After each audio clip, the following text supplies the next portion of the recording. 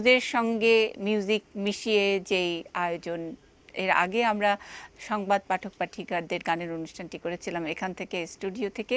আজকে আমরা এমন একজনকে পেয়েছি এই মিউজিক অনুষ্ঠানে যিনি গান গেয়ে গেয়ে নিউজ হয়েছেন অনেকখানি।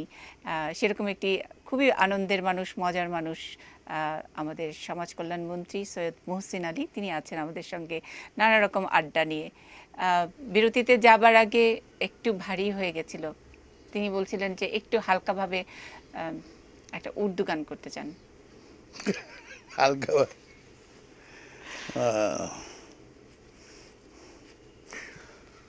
मेरे ख्यालों पहचाई है एक सूरत मतवाली थी, नाजुक थी शर्मीली थी, मासूम की भोली भाली थी, रहती है वो दूर कहीं अता पता मालूम नहीं, कोको कोरीना कोको कोरीना कोको कोरीना कोको कोरीना। मेरे ख्यालों पहचाई है एक सूरत मतवाली थी, नाजुक थी शर्मीली थी, मासूम की भोली भाली थी, रहती है वो दूर कहीं अता पता मालूम नहीं, कोको कोरीना कोको कोरीना कोको कोरीना कोको कोरीना। স্যার এটার মানে কি? কোকো কোরিনা মানে কি? এটা এটা আনন্দ। হ্যাঁ, এটা আরমান ছবির গান এবং ইট became very famous on those days. আমি সবকিছু বুঝতে পারি না, কিন্তু যেটা থেকে আপনার গান গাওয়ার অঙ্গভঙ্গিটা দেখে বুঝতে পারলাম যে কোনো একটা সুন্দরী মেয়ের কোথায় তার আমি আতাপাতা জানি না, ঠিকানা জানি না, তাই তো? তো ছোটবেলায় কিরকম ঘটনা ঘটেছে যার জন্য একটু এরকম গান করেছেন? না, ওই রকম অনেক আছে, ওইগুলো তো নিয়ে আর ইয়ে না। There were so many girls we were having in the school, colleges together. আমরা কমান্ড স্কুলে পড়েছি, এগুলো নিয়ে ওইগুলো ওই রকম কিছু ভাবি। আচ্ছা আচ্ছা, যে আজকাল যে কিছু হলে যে প্রেম নিবেদন করে ইত্যাদি, সেগুলোর কোনো আমি আসলে ওই লাইনেই দেখতে পারি না। আচ্ছা, মানে ওই আই হেট দোজ যারা এইরকম সময় নষ্ট করে, তারা দেশের জন্য কোনো চিন্তা। আর প্রেম করে যারা বিয়ে করেছে খুব একটা শান্তিতে আছে তা আমার জানা নেই। 18 বছর পৌরসভার চেয়ারম্যান করেছি এবং আমার কাছে এত হিস্ট্রি আছে যারা প্রেম করে বিয়ে করেছে, বিচ্ছেদ এইটা সেটা, অনেক কষ্টে দুই একটা ফ্যামিলিকে জোড়া লাগিয়ে রাখতে পেরেছি, নাহলে রেজাল্ট ইজ নট গুড। আচ্ছা, ডিভোর্স, তারপরে অত্যাচার। এটার মরালটা কি স্যার? এটা অ্যাকচুয়ালি এটার মনে হয় প্রেম হলো প্রেম করার জন্য, বিয়ে বিয়ের মতন করে, তাই তো? আর প্রেম ওয়েস্টেজ অফ টাইম। আচ্ছা আচ্ছা, মানে ওই যে সারা রাত বসে বসে জেগে জেগে পত্র লিখলো, এই করলো সেই করলো, এখন তো তা নেই অবশ্য, টেলিফোনে ইয়ে করে, কিন্তু ওই দোজ ডেজ গট। কিন্তু আপনি যে এত সব গান টান করেন, কবিতা পড়েন, সবই তো প্রেমের জন্যই। না না না, মানে নিজের না না না স্যার, আমি বলছি যে যারা গান লিখেছেন, যারা কবিতা লিখেছেন, সেটা তো সেই প্রেমিকা, প্রেম পর্ব, পূজা পর্ব, কত কিছু আমরা জানি, কত কিছু পড়েছি। প্রেম না থাকলে কি এটা থাকতো? মানে এই শিল্প, এই গান, এই কবিতা এটা থাকতো? ওইটা আসতো না। আচ্ছা, তবে হ্যাঁ, অনেক কিছু আছে। রবীন্দ্রনাথকে অনেকেই বলেন যে প্রেমের কবি, কিন্তু রবীন্দ্রনাথ আসলে নয়, তিনি বিরাট আধ্যাত্মিক শক্তির দেবতা। আচ্ছা, হ্যাঁ, দাঁড়িয়ে আছো তুমি আমার গানের ওপারে, আমার সুরগুলো পাই চরণ, আমি পাইনি তোমারে, দাঁড়িয়ে আছো তুমি আমার গানের ওপারে। এই যে গানের ওপারে, হু হি মিনস, হ্যাঁ, আমার ব্যথার পূজা হবে সমাপন, আমার সকল দুঃখের প্রদীপ জেলে দিবস গেলে করব নিবেদন, আমার ব্যথা পূজা হবে সমাপন। এই যে রবীন্দ্রনাথ অনেকেই অনেকভাবেই বলে। হ্যাঁ, নজরুলকে তো মুসলমানরাও দেখতে পারে না, হিন্দুরাও দেখতে পারে না, তাকে মানে এমনভাবে কবিতা তিনি ইয়ে করে, কিন্তু তিনি প্রমাণ করে গেলেন যে তিনি কার, যার জন্য জাতির জনক নজরুলকে ঢাকা ইউনিভার্সিটিতে এনে বাংলাদেশে এনে তাকে সম্মান দিয়ে এবং তার মৃত্যুর পরে তার আশাটা পূরণ করে দিয়ে,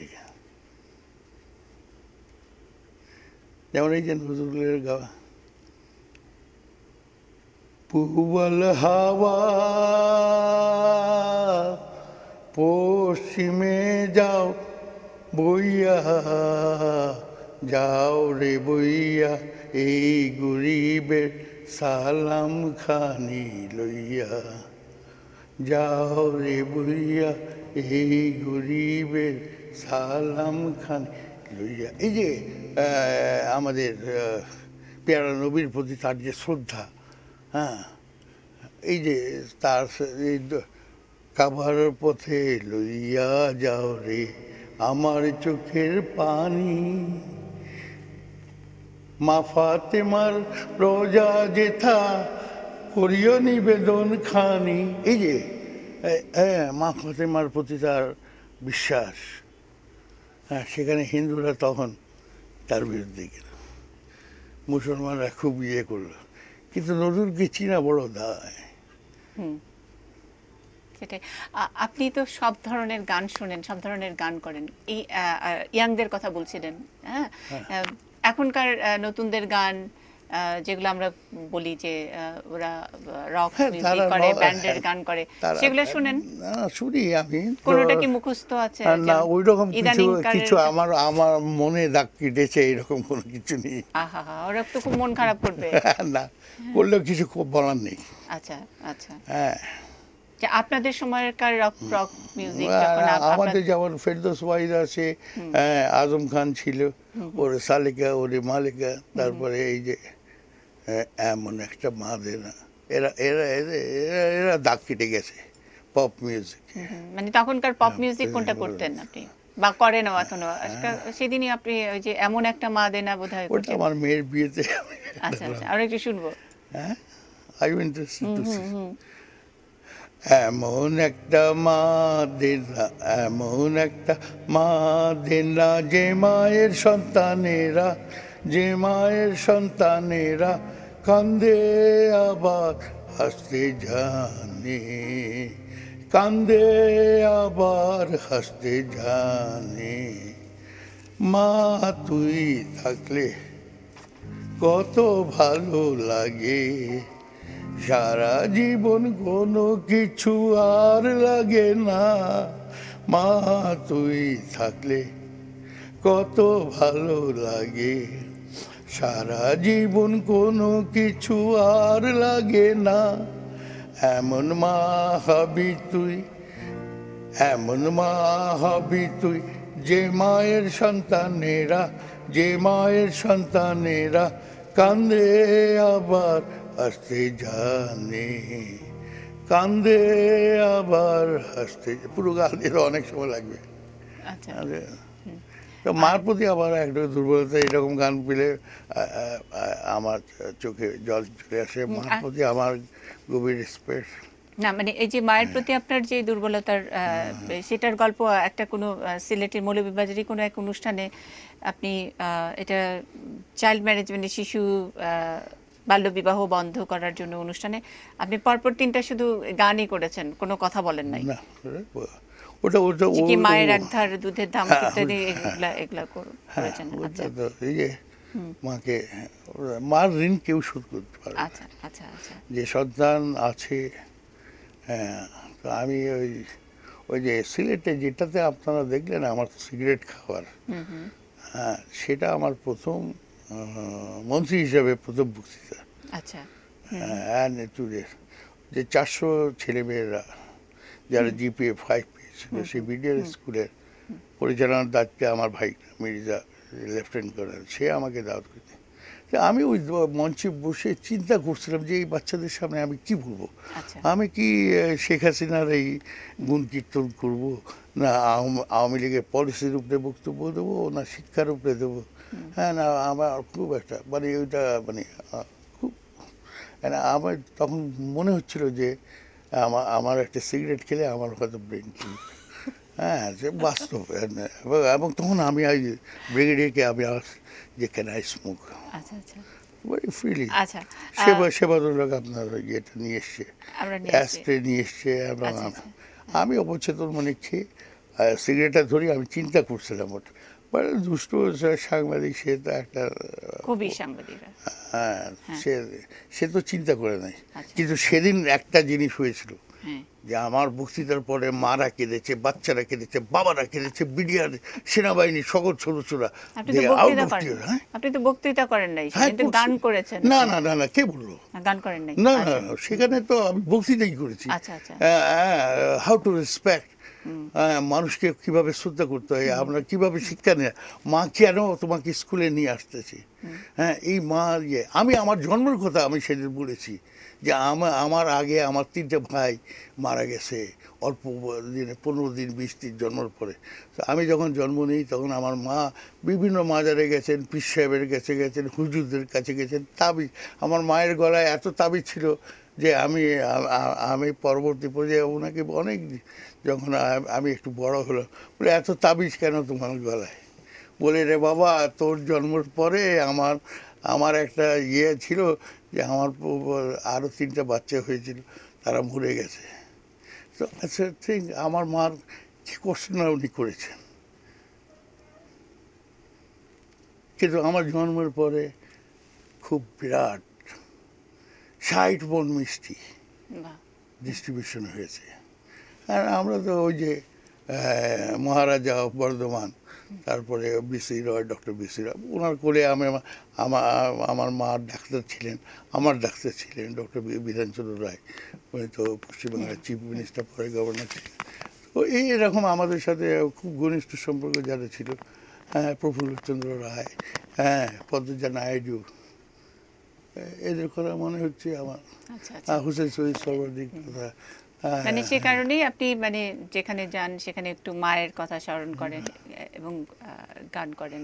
স্যার, শেষ করবো, আমরা একটু ঈদের আনন্দের জায়গায় যাব। একটা ছোট্ট জিনিস আমি মিস করে গেছি কিনা, যে এই যখন মিডিয়াতে আপনাকে নিয়ে আলোচনা, আবারও আমি আপনি যে গালিটা দিয়েছেন সেটা দায়টা নিয়েই বলছি, আমাদের মতো খারাপ সাংবাদিকরা, খুবই সাংবাদিকরা যখন নাকি তুমুল আলোচনা, তখন কি প্রধানমন্ত্রী আপনাকে একটু শাসন করেছেন বা আপনাকে? না, বলেছেন এগুলো। এটা একটা জিনিস হলো গিয়ে যে হ্যাঁ, আপনারা উনি তো অনেক কিছু বলেছেন, সেটা আমি এক্সপ্রেস করতে চাই না।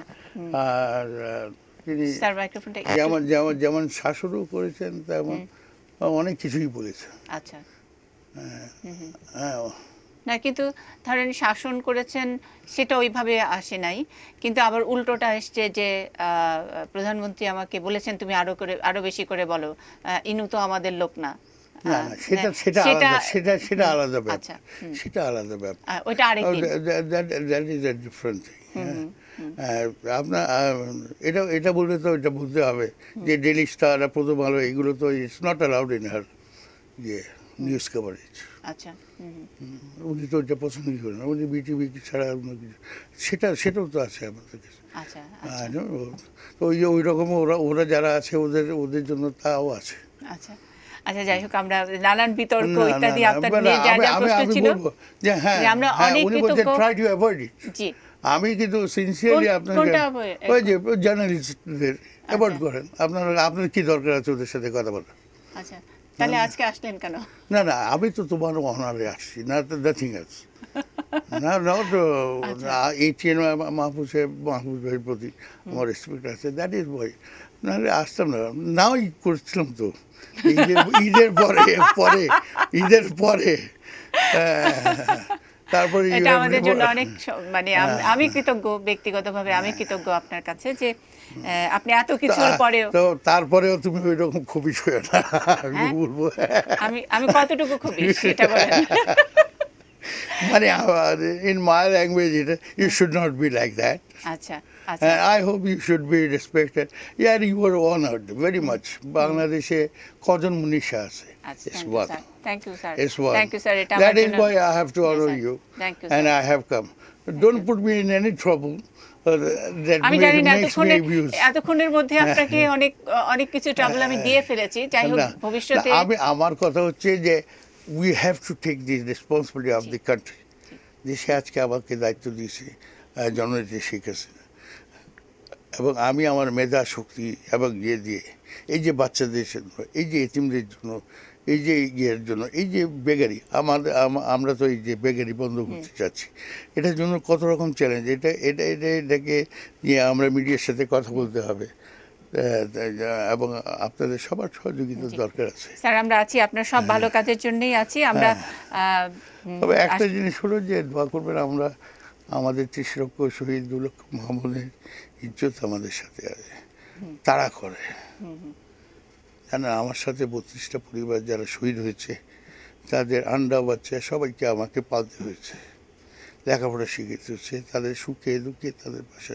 এরকম হাজার পরিবার আছে আজকে বাংলাদেশে বিভিন্ন জায়গার স্তরে মুক্তিযোদ্ধা অবহেলিত। এবং কালকেও একজন মহিলা গোপালগঞ্জ থেকে এসছে, বলে স্যার ৪৪ বছর দিয়ে আমি কিছু পাইনি, আমার স্বামী ক্যান্সারে মারা গেছে, আজ পর্যন্ত আমার গ্যারেজটা হয় নাই, আমি ভাতাও পাই না। তো কালকে সব থেকে বড় আনন্দ লেগেছে আমার রাত্রে, আমার বাসায়। আমি সারাদিনের ক্লান্ত, ডাক্তারের কাছে গেছি, রাত্রে ৮টায় ফিরছি, তো ওই মহিলাটা আমার বাসায় ছিল। তো তারপরে সে বলছে কি, বলে বড় ভাই আজকে ১৫-২০ বছর পরে আমি ইলিশ মাছ দিয়ে আপনার বাসায় ভাত খেয়েছি, আমি ২ টুকরো ইলিশ মাছ খেয়েছি। আমি বললাম আমি তো ছিলাম না, তোমার খাওয়াটা দেখতাম। বলে সত্যি আমি এতদিন থেকে আমরা ওই যে কচুর লাবড়া এই সেই দিয়ে ভাত খাই, কিন্তু আজকে আপনার বাসায় বসে। আমি বললাম তুমি আমার বন্ধু, মুক্তিযুদ্ধ আসছি, তুমি ২ টুকরো খেলে, আরও খেলে না? বলে আর পারবো না। আচ্ছা স্যার, আমরা আমাদের অনুষ্ঠান শেষ করব আপনার সাথে একটা অন্যরকম আড্ডা। আপনি আমার এবং খুবই মানে এই আড্ডার কোনো ডালপালা ছিল না। হ্যাঁ, কোথায় কোথায় আমরা চলে গেছি। আমরা গান থেকে মুক্তিযুদ্ধ থেকে ব্যক্তিগত প্রসঙ্গ, কখনো দেশ, কখনো বিদেশ, কখনো সমাজসেবা, এবং শেষ করলেন। এবং আপনি যেভাবে সৎভাবে নিজেকে উপস্থাপন করতে পছন্দ করেন, আপনি সেটাই। সো এটা নিয়ে আপনি কে কি বলছে সেটাকে পরোয়া করছেন না, এই সাহসটাও যেন মানুষের মধ্যে থাকে, এটাও সততার একটা। না সেটা শুনেন, একটা জিনিস হলো কি, যে যে দেশকে ভালোবাসতে হলে সৎ থাকতে হবে। হ্যাঁ, আপনি যদি সৎ না থাকেন তাহলে দেশকে ভালোবাসতে পারেন। But you are corrupt, it's for yourself. Thank you sir. আমরা গান দিয়ে শেষ করব, খুবই একটা আনন্দের ভালো গান দিয়ে শেষ করব। আপনার জন্য গিটারের ওই গিটারে হবে না, ওই গিটারে হবে না। আপনি পুরো গান করবেন, যেটা সেই গানটি করবেন। আমি দর্শকদের কাছ থেকে বিদায় নিচ্ছি, কারণ অনেকক্ষণ আমি বিরক্ত করেছি, আপনার সাথে অনেক কিছু কথা বলেছি, অনেকে হয়তো বিরক্ত হয়েছেন। বিরক্ত হলে আমাকে ক্ষমা করবেন। আমরা আজকে একটু অন্যরকম গল্পই শুনতে চেয়েছি গানের সাথে সাথে। থাকুন এটি নিউজের সঙ্গেই। আমরা আমাদের অনুষ্ঠান শেষ করছি সৈয়দ মহসিন আলীর গানের সাথে। আনন্দ বলার কিছু নেই, তবে ওই যে খুব একটা আনন্দের গান নেই, এটা তো বলতে হবে।